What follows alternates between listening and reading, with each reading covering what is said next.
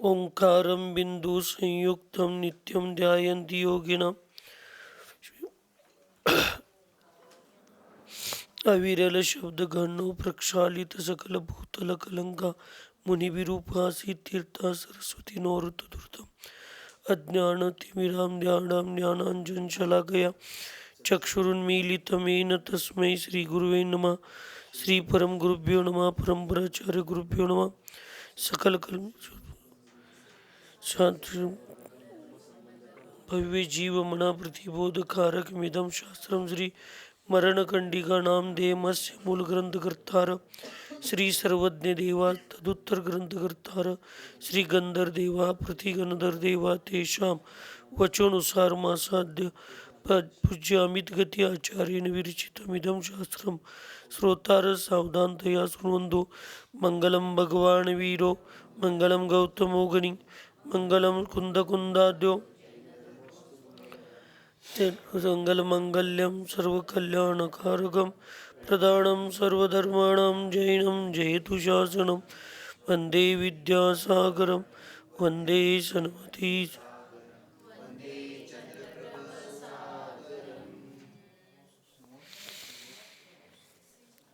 सिद्धाननत्वार्धादिच्च चतुर्धाराधनाफलं क्रमेणाहं ध्रुवं वश्ये स्वस्वरूपोपलब्धे। पंच परमेष्टि भगवान की, अहिंसामय विश्व धर्म की, सिद्धांत शास्त्र की, परम पूज्य आचार्य अमित गति महामुनिराज की, चारित्र चक्रवर्ती प्रथमाचार्य शांति सागर जी महाराज की, संत शिरोमणि आचार्य गुरु विद्यासागर जी महाराज की, शांत मूर्ति वासल रत्नाकराचार्य गुरु सन्मति सागर जी महाराज की, 3 कम 9 करोड़ महामुनिराजों की आज के आनंद की।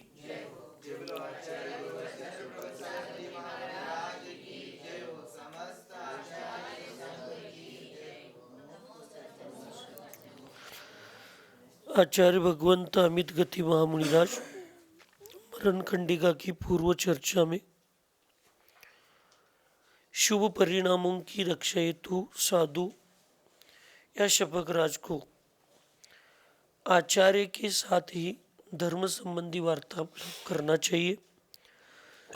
कोई विशेष कार्य संघ के प्रति या अपने परिणामों की सुरक्षिता प्रति हो तो इस संघ के अन्य साधुजनों से बोलना चाहिए, अन्यथा नहीं। मिथ्या दृष्टि और असंयमियों से तो मौन ही रखना चाहिए। और शांत परिणाम जन जो संगीक आदि व्रति है, अगर उनके प्रति अपने को विश्वास है कि मैं 2 शब्द बताऊंगी तो व्रतों को ग्रहण करके अपने कुछ दोषों को त्याग कर सकते हैं, तो उनके लिए धर्म के 2 वचन बोलना कि भैया तुम्हें इस प्रकार के धर्म के व्रतों का धारण करो। जैसे श्रीपाल भैया जी ने आज आजीवन ब्रह्मचर्य व्रत के लिए निवेदन किया, 3 साल का दे दिया, यानी अभी दीक्षा 3 साल आगे गई तो भी चलता नहीं। अच्छा, 3 साल का व्रत उन्होंने ले लिया।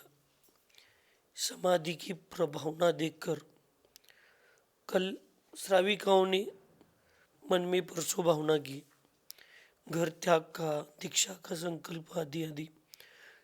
तो ऐसे अपन बोलेंगे तो उस बोलने का कोई ना कोई धर्म लाभ और स्वयं के स्थितिकरण की व्यवस्था है, तो ही ऐसे व्रती लोगों के साथ 1 आध 2 मिनट अपनी बातों को रखना है, नहीं तो उनसे भी मौन रहना, ऐसे कह दिया। फिर बताया कि आचार्य शास्त्र में प्रवीण ऐसे शरीर से निष्पृह जो संलेखनाधारी साधु होता है, वो पूर्व जीवन में जो जो स्वीकारा है परिग्रह के रूप में या साधन के रूप में भी, एक से ज़्यादा पीछे रखी हो, क्योंकि संघ का अगर जिम्मेदारी व्यक्ति है तो संघ की व्यवस्था के लिए कभी कभी संघ में 2-3 पीछे रखनी पड़ती है। किसी साधु को कभी कुछ अचानक से प्रसंग आ गया, घमंड रखा जाता है, या संघ की या स्वयं की व्यवस्था आरोग्य लाभ हेतु कोई दवाइयाँ चल रही तो दवाइयाँ साथ में रहती है, आयुर्वेदिक दवाइयाँ, उकावली काढ़ा आदि कुछ भी हो सकता है। तो इन सब का त्याग करना चाहिए और सब का त्याग करके चारित्र और तपशरण में संलग्न होना चाहिए। अब किसी का मेरा कोई संबंध नहीं, ऐसे भाव स्थिति होती है। इसके बाद ये क्या करते हैं, संघ का त्याग करते हैं और अन्य किसी अच्छे संघ में गुरुओं को आचार्यों को देखकर उनके पास जाकर अपनी हृदय की भावना उनके पास रखते हैं। और एक बार संघ का त्याग कर दिया या संघ की जिम्मेदारियों का त्याग कर दिया, पदों का त्याग कर दिया, तो फिर कभी उसकी तरफ मुड़कर नहीं देखते। त्याग करने के बाद याद भी नहीं आना उसको सच्चा त्याग कहते। ऐसे आचार्य जी कहते थे कि मन में कभी उसके विचार भी नहीं आना चाहिए। तो ऐसे कार्य करने के लिए आचार्यों ने बताया। अब आज भावना अधिकार को शुरुआत करते हैं। 10वां अधिकार है, उसमें नवीन आचार्य की स्थापना करना है, यानी अपने संघ में व्यवस्थापन करने के लिए अगर कोई आचार्य ही संलेखना धारण कर रहे तो संघ की जिम्मेदारी किसी ना किसी को देना चाहिए। तो संघ में नवीन आचार्य की स्थापना करते हो योग्य शिष्य को देखकर और उनको जिम्मेदारियां देकर उनको समझाकर फिर वो अन्य संघ में जाने के लिए तैयार होते। समर्प्यानुदिशं सर्वं गणं संश्लेषवर्जिता कियन्तं कालमात्मानं घनीभावयतेतराम्।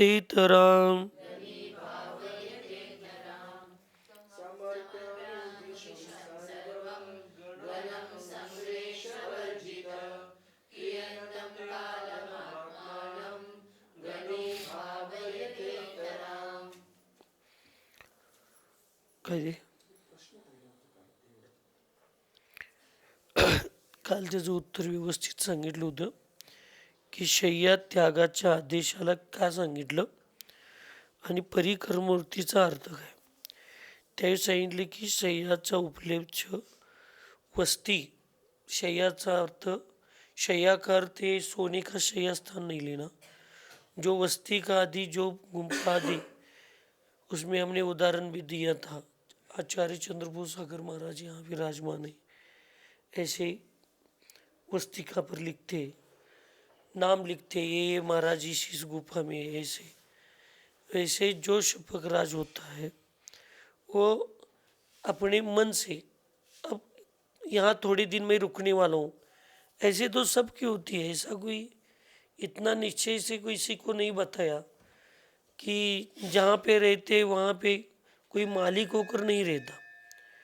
अब जहाँ पे हम निवास कर रहे वहाँ पे वो जब तक निवास कर रहे तब तक तो अपना ही कमरा माना जाता है। अपना ही कमरा यानी मालिक की हक नहीं कि जहाँ हम रह रहे वहाँ पे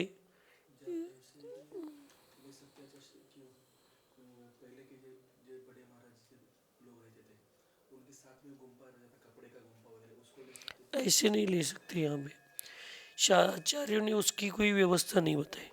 वसति का अलग है और आपका चटैया और आपकी गुम्फा साधन अलग कपड़े की। ये वसति का बोल दिया तो रूम ही गुफा ही लेना चाहिए।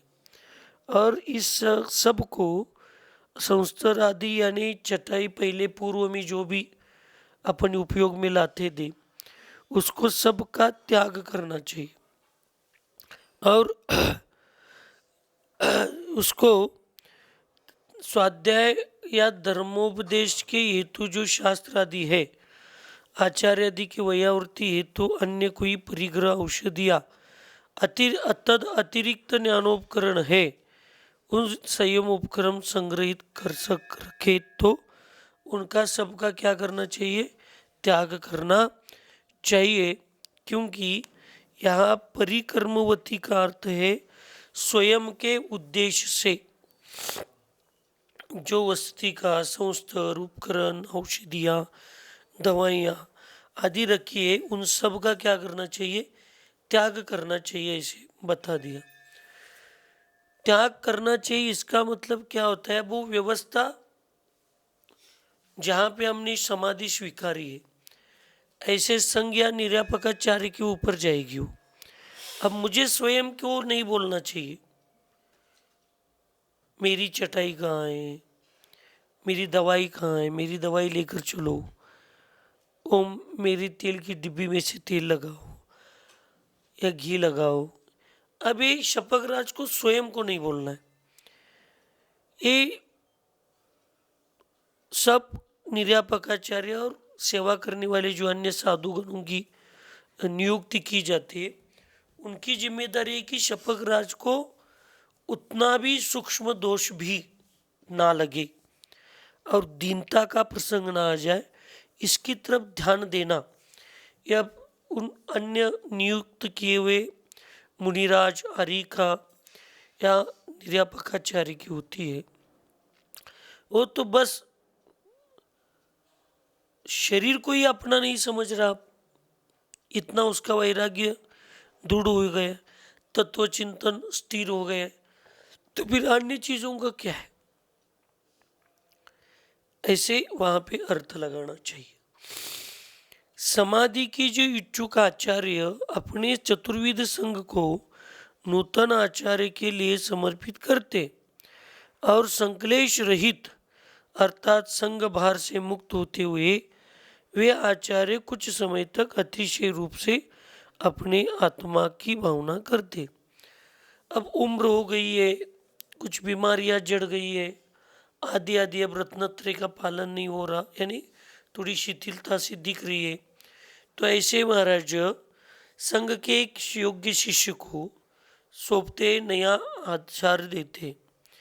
जैसे आचार्य वर्धमान सागर महाराज जी अपने संघ के, उन्होंने अब सोच लिया अपनी उम्र हो गई है, चर्या में अभी स्थिरता है, चर्या में जब तक स्थिरता है तभी तक किसी को जिम्मेदारी देकर अच्छे से साधना करते हुए, सब विकल्पों से निर्विकल्प होते हुए अपन अपनी समाधि की साधना करें। तो इस भावना ने उन्होंने परम पूज्य आचार्य श्री सन्मति सागर महाराज जी ने दीक्षा दी हुए छोटे विद्यासागर महाराज जी को निर्यापक श्रमण की तो 2-3 साल पहले ही, 4 साल पहले उनको उपाधि दी थी। अब उनके लिए नियुक्ति किया कि आप भविष्य के आचार्य बनेंगे। उसकी डेट भी फाइनल हो गई, 19, 20, 21 फरवरी 2026। अब उनको आचार्य पद देकर उनको संघ का पूरा भार सौंपेंगे कि आज के बाद आप संघ की व्यवस्था को देख लो। और वो स्वयं संघ से यानी बाहर से कोई डिसीजन लेना है, कोई निर्णय लेना है, कोई बड़े प्रोग्राम करना है, आदि आदि से सब वो आचार्य फिर एक बार आचार्य पद का त्याग कर दिया तो उससे सिर पूरे निवृत्त होते। और एक अच्छे 1-2 वयावृत्ति करने वाले साधुओं को लेकर, वास्तविक जो है वो मैं बता रहा हूँ, वो उस संघ से भी अलग अलग, यानी संघ का त्याग नहीं करते, लेकिन संघ से अलग रहकर कोई प्रोग्राम नहीं, कोई कार्यक्रम नहीं, कुछ नहीं, एक अच्छे स्वाध्यायशील और एक ध्यानशील ऐसे 2 साधुओं को, 1-2 साधुओं को लेकर वो कहीं क्षेत्रों में, किसी गाँव में, कहीं ऐसे एकांत स्थानों में जाकर अपने आत्मा की स्वरूप स्वभाव का चिंतन करते हुए ध्यान में प्रवृत्ति और सब दुनिया से निवृत्ति लेते। और ऐसे ही कुछ दिनों तक अच्छी सी साधना करके दृढ़ता लेते हुए फिर समाधि के लिए, अगर जिनको आचार्य बनाया है उनसे कोई मोह नहीं है, उनका कोई मोह नहीं है, ऐसे लगता है तो 1% ये बात है, नहीं तो किसी अन्य संघ में जाकर अच्छे आचार्यों को स्वीकार करके उनके पास जाकर समर्पित होकर समाधि को, साधना को स्वीकार करना चाहिए, इसे बताते। इसलिए यहाँ पे बताया कि समाधि के इच्छुक आचार्य अपने चतुर्विध संघ को नूतन आचार्य के लिए समर्पित करते और संकलेश रहित, अर्थात अब देखिए आचार्यों ने यहाँ कहा है, इसका अर्थ इसमें कितना रहस्य है। कोई भी आचार्य कितना भी कहे कि हम बिल्कुल निर्विकल्प है तो नहीं हो सकते। संघ का भार अन्य को देने के बाद ही वो संकलेश रहित होते। इसका मतलब जिम्मेदारियां तो सबको होती है, और जिम्मेदारी होती है तो थोड़ा बहुत तो विकल्प ये रहता ही है। इनको कहाँ भेजना है, इनको कैसे करना है, इनको क्या करना है, ऐसे नहीं होता। लेकिन अब वो इसलिए तो समाधि के समय सब उपाधियों का त्याग करके निर्विकल्प होना चाहिए। आदि, व्याधि और उपाधि, इन तीनों से रहित ही समाधि होती है, इसको छोड़कर नहीं होती। इसलिए उस आचार्य पद का भी त्याग करके जो भार है सिर पर सबकी जिम्मेदारी का, जो थोड़े बहुत संकलेश को निमित्त बनता है, तो उसका त्याग करके संग भार से मुक्त होते हुए वो आचार्य कुछ समय तक अतिशय रूप से अपने आत्मा की भावना करते हैं। यहाँ पर प्रश्न किया फिर, यहाँ अनुदिश का क्या अर्थ है और नवीन आचार्य स्थापना का क्या मार्ग है? तो बोलते अनुगुरु पश्चादि शति विद्यते अनुदिक एलाचार्य, अर्थात गुरु के पश्चात जो मुनि चारित्र का क्रम सर्व संघ को निर्देशित करते हैं उन्हें अनुदिश अर्थात एलाचार्य कहते हैं। जो गुरु के पश्चात मुनि संघ को चारित्र और धर्म ध्यान में क्रम से संघ को निर्देशित करते हैं, मार्गदर्शन करते हैं, उनको एलाचार्य कहते हैं। जो आचार्य संलेखना ग्रहण करना चाहते हैं वे सर्व संघ को एकत्र कर आचार्य पद के योग्य शिष्य को सर्व संघ के मध्य बैठाकर तथा स्वयं संघ के बाहर खड़े होकर एलाचार्य को सर्व संघ समर्पित करते हुए कहते हैं कि ये एलाचार्य रत्नत्रय का निर्तिचार पालन करते हैं, स्व को और सर्व संघ को संसार समुद्र से तारने में समर्थ है। अब समाधि लेने की भावना हो गई तो सबको एकत्रित करते हैं संघ को, और सब संघ के बीच में उनको बिठा दे और स्वयं संघ से बाहर खड़े रहते, यानी उस ग्रुप से समूह से बाहर खड़े रहते हैं और खड़े रहकर संघ को बताते कि पुराने हैं, ये योग्य है, इनका ज्ञान अच्छा है, इनका चारित्र अच्छा है, इनका सम्यक दर्शन अच्छा है, साम्य भाव वाले हैं, सबसे प्रीति करने वाले, सब पर वात्सल्य करने वाले, वयावृत्ति के भाव है, ऐसे सब उनके गुणों की स्तुति करते हुए अब इस संघ को संभाल सकते। इसलिए सर्व संघ अब इनको समर्पित हम करते और ये एलाचार्य स्वयं भी निर्तिचार रत्नत्रय का पालन करेंगे और संघ को भी पालन करा के संसार समुद्र सो को तारने में क्या है, समर्थ है। ये ही अब आपके गुरु है, ऐसी मेरी सम्मति है। अब ये संघ के गुरु यही है, ऐसी मेरी सम्मति है।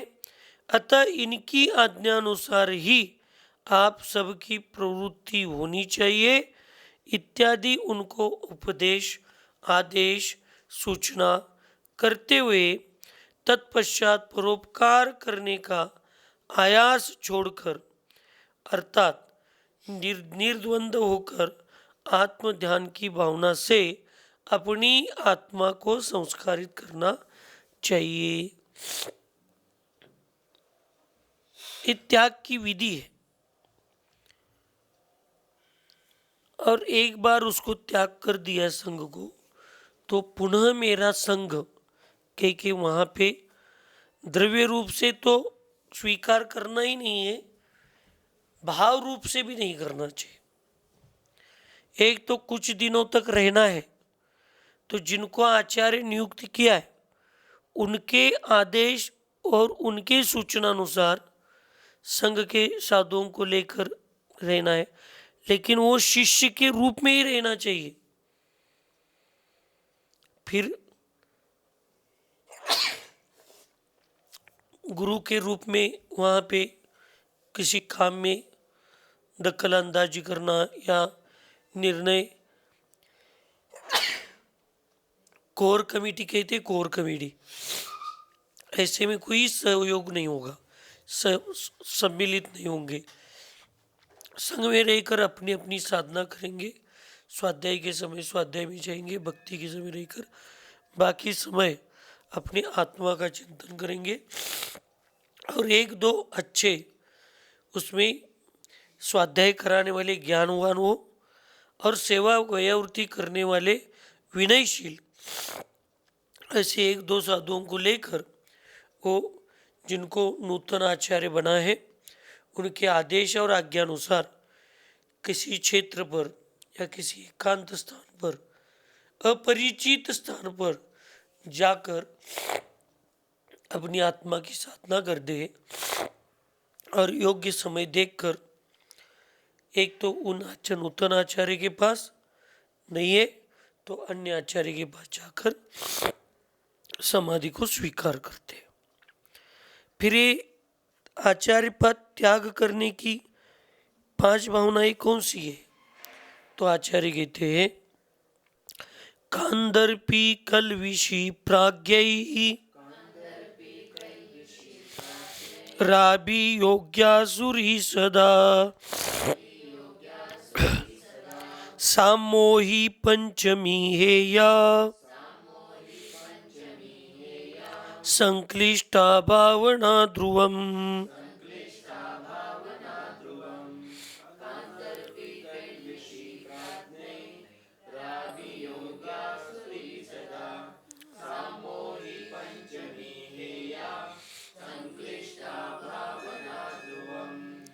ये त्याग करते समय ना उन आचार्यों को, या आप गणिनी थे इसलिए आपको, गणिनी को, इन सब को ये त्याग करते समय कभी भी किसी के प्रेशर में आकर, संघ के साधुओं के प्रेशर में आकर, आदि आदि ऐसे प्रेशरात्मक होकर त्याग नहीं करना चाहिए। एक भावुकता में आकर त्याग नहीं करना चाहिए, ज्ञानपूर्वक ही इसका त्याग होना चाहिए। एक कोई बनने की इच्छा कर रहा है इसलिए उनके मन को संतुष्ट करने के लिए स्वयं को त्याग नहीं करना चाहिए। किसी को आचार्य बनना है और बार बार उसकी भावना दिख रही है, या ऐसा खेल उसका दिख रहा है, या षड्यंत्र दिख रहा है, तो उसको मन को तृप्त करने के लिए, उसको शांत करने के लिए, या संघ में ये विकल्प नहीं हो इसलिए इसे इच्छा नहीं होती वही त्याग करना, आदि आदि, ये सब आगम के विरोध में। आचार्य पद के त्याग करने की 2 ही कारण हो सकते। एक तो कोई बहुत बड़ी बीमारी हो गई और स्वयं इस व्रतों को निर्दोष पालन करने के लिए सक्षम नहीं है, तो संघ में किसी को जिम्मेदारी लेकर अपने उपचार हेतु या अपनी समाधि हेतु जाए, या उम्र के हिसाब से उम्र हो गई है और चर्या में शिथिलता आने की संभावना है, तो उम्र के त्याग के निमित्त से उनको किसी संघ में अच्छे व्यक्ति को स्वीकार कर देना। सेम 11वें गुणस्थान के उतरने के कारण क्या है? एक तो मृत्यु का कारण हो सकता है, या तो उनके 11वें गुणस्थान के छूटने का कारण 10वें गुणस्थान रूप परिणाम यानी संक्लेश परिणाम। संक्लेश परिणामों के निमित्त से तो 11 से नीचे आता है, या वहाँ मृत्यु हो सकती है। इसको छोड़कर कोई अन्य कारण 11वें गुणस्थान को छोड़ने के नहीं। ऐसे ही आचार्य पद के छोड़ने के कारण मृत्यु को सामने देखकर शरीर की उम्र को, यानी इस वृद्धावस्था को देखकर ऐसे तो छोड़ना चाहिए, नहीं तो किसी एक भयानक रोग के निमित्त से पीड़ा व्याधि आदि हो रही है और चर्या में शिथिलता हो रही है और कोई उपचार आदि करते समय संघ के भार को या निर्देशन संघ के व्यवस्थापन करने में थोड़ा सक्षम नहीं दिख रहा है, तो संघ के किसी अच्छे व्यक्ति को, साधु को वो नियुक्त करना चाहिए। आगम में कहीं भी ऐसे नियम नहीं मिलते कि जो सीनियर है उनको ही आचार्य पद देना चाहिए, जो बड़े हैं उनको ही देना चाहिए, ऐसा नहीं है। या पारिवारिक कोई है तो उनको ही देना चाहिए, ऐसा कुछ नहीं। बस वो ज्ञानी होना चाहिए, ध्यानी होना चाहिए, शांत होना चाहिए, साम्य भाव वाला होना चाहिए और थोड़ा चिरकालित दीक्षित तो जरूर होना चाहिए, अनुभव वाला होना चाहिए। ऐसे लोगों को देना चाहिए, तभी ये आगे चल सकता है। इसलिए ऐसे प्रसंग में उनको त्याग करना चाहिए। प्राज्ञयतियों को निश्चय से कांदर्पी, कलविशी, अभियोग्या, आसुरी और पांचवी सामोही, इन संक्लिष्ट भावनाओं का सदा के लिए त्याग कर देना चाहिए। सिर्फ पद का त्याग नहीं करना चाहिए, तो पद के साथ इसको भी त्याग करना चाहिए। और उसके आगे इन्होंने कहा साधुओं को त्याग करने योग्य 5 भावनाएं कौन थी सब साधुओं के लिए, तो कहते ये 5 भावनाएं। भावनाओं का कांदर्पी आदि नामकरण किस कारण से किया गया है, ऐसे प्रश्न करने पर कहते अन्नम वै प्राणः, अन्न ही प्राण है। इस प्रकार यहाँ भी कारण में कार्य का उपचार करके कंदर्प देवगति, किलविश देवगति, अभियोग्य देवगति, असुर देवगति और सम्मोह देवगति के कारणभूत आत्म परिणामों को कंदर्प भावना आदि के नाम से कहा गया। यानी जिन परिणामों के निमित्त से देवगति में भी इन 5 प्रकार के देवों में जन्म लेने का निमित्त बनता है, ऐसे शुद्र परिणामों का त्याग करना चाहिए। समझ में आया कि नहीं? साधु को समाधि के समय या साधु बनने के बाद नियम से देवायु तो बंधेगी, तो देवायु भी बंधने की, तो देवायु में भी कंदर्प देव है, वो वहां जाने के लिए जो परिणाम रहते उस परिणामों का त्याग करना। किलविश जाति के देव जहाँ जन्म लेते जैसे वहाँ जाने के लिए जो परिणाम है उस परिणामों को त्याग करना। अभियोग्य आदि देवगति को जो निमित्त है उसका त्याग करना। असुर देवगति आदि को जो निमित्त है उसका त्याग करना। सम्मोह आदि देवगति जाने के लिए जो निमित्त है, ऐसे क्लिष्ट संक्लिष्ट या क्लेश परिणामों का त्याग करना चाहिए। इसका मतलब देवायु में भी उच्च क्वालिटी के उच्च स्तर के देवों में ही जन्म लेने जैसे परिणामों को धारण करना चाहिए, ऐसे ही आत्म परिणामों को धारण करना चाहिए। इस प्रकार 5 प्रकार की भावना नहीं होना चाहिए, क्योंकि उसको भी देव दुर्गति ही कहते, उसको भी क्या कहते, देव दुर्गति ही कहते हैं, ऐसे यहाँ पे बताया। कंदर्प भावना क्या है? हास्य कांदर्प्य कौत्कुच पर विस्मय कोविद, कांदर्पी भावनाम दीनो भजते लोल मानस।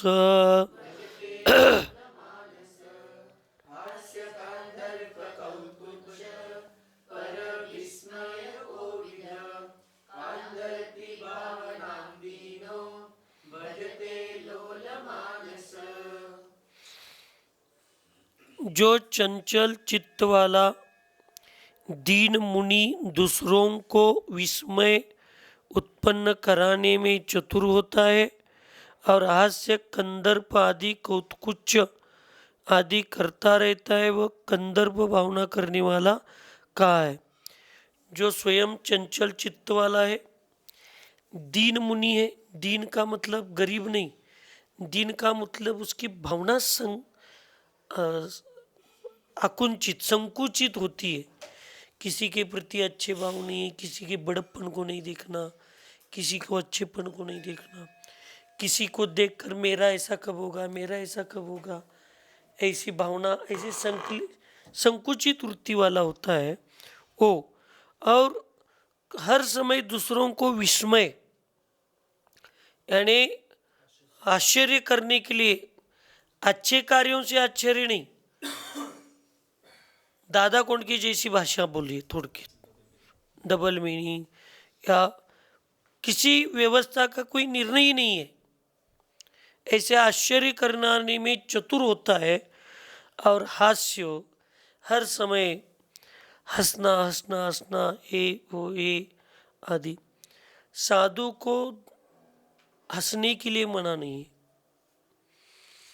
लेकिन कितना हंसना चाहिए, कैसे हंसना चाहिए, क्यों हंसना चाहिए आदियों को बहुत नियम है। आचार्य जी हंसते थे, लेकिन इसके ऊपर छोड़कर कभी नीचे के शरीर उनके हिले नहीं, कंपित में नहीं हुए, ऐसे वो हंसते थे। हर बात के लिए हंसना, हर बात में हंसी मजाक करना, हर किसी भी बात को सीरियसली नहीं लेना, इसको भी कोई यानी बहुत बड़ा अच्छा, उसको बहुत बड़ा आनंदी साधु नहीं माना जाता, वो तो स्वच्छंदी साधु कहा जाता है। कहाँ पे हंसना चाहिए, कितना हंसना चाहिए, कैसे हंसना चाहिए, इसको भी नहीं तो बहुत हंसने वालों को आनंदी कहेंगे तो पागल लोग सबसे आनंदी हो जाएंगे। होता है क्या ऐसे? लेकिन लोग उनको पागल ही कह के बुलाते।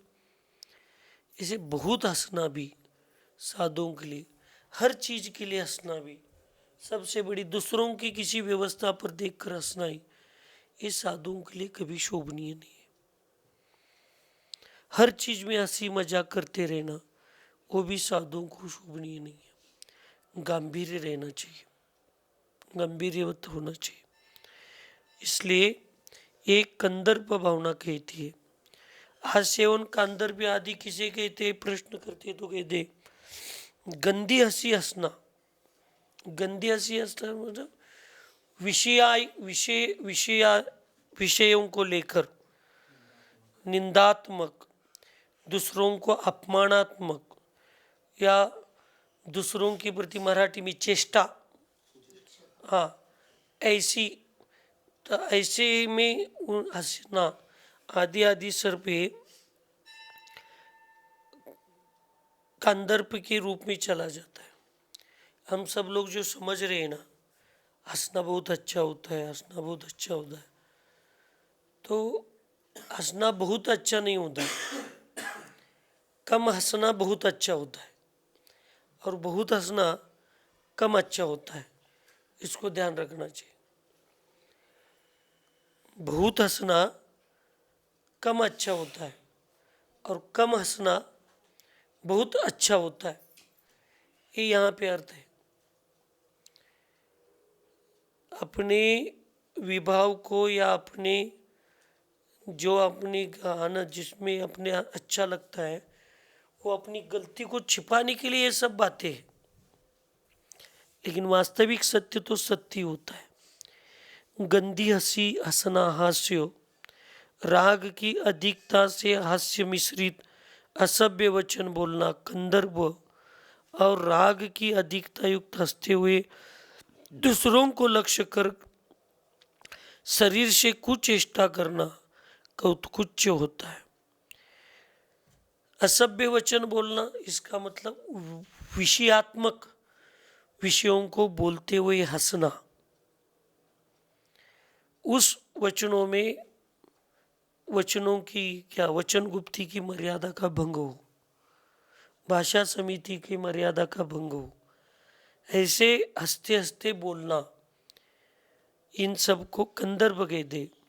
और अत्यंत राग से युक्त होकर अधिक हंसते हुए दूसरों को लक्ष्य करके शरीर की कुचेष्टाएं करना।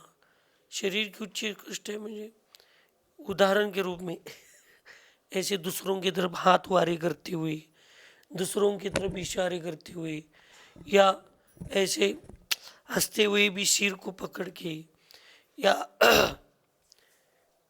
विनोदात्मक आपको समझना है तो अब वहाँ की किसी की कुचेष्टाएं नहीं चल रही थी, लेकिन मेरा ब्रह्मचर्य अवस्था का एक वीडियो दीक्षा दिन पर निकला था, बच्चों ने किया था। उसमें मैं बेड़ाघाट ब्रह्मचारी था, ये भी थे उस समय ब्रह्मचर्य अवस्था में। बेड़ाघाट में हम वहाँ गए थे, वो क्या धबधबा क्या गए थे वहाँ पे। तो वहाँ जाते समय ऐसे कुचेष्टाओं के तो भाव नहीं थे, लेकिन हमारे ग्रुप के एक व्यक्ति को, बच्चे को, शायद प्रमोद पाटिल होगा ऐसे मुझे समझ में आता है, ये 2006 की बात है या 5 की होगी या 6 की बात। तो लड़का वहाँ पानी में गया, हम सब बता रहे मत जाओ मत जाओ, गया और फिसल के गिर गया तो कपड़े वगैरह भीग गए।